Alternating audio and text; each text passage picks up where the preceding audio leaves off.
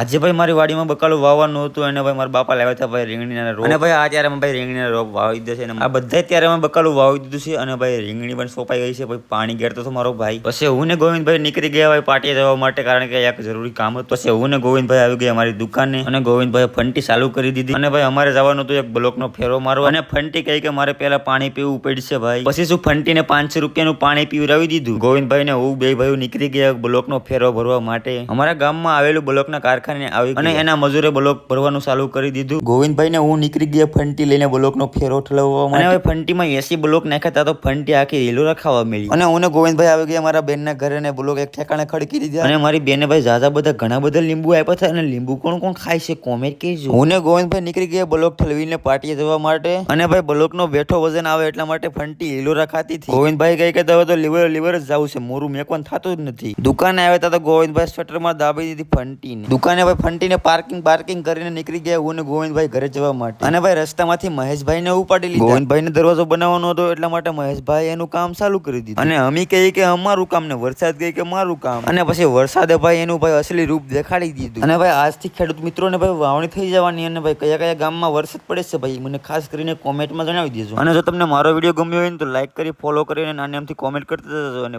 Follow કરવાનું ભૂલતા નહીં.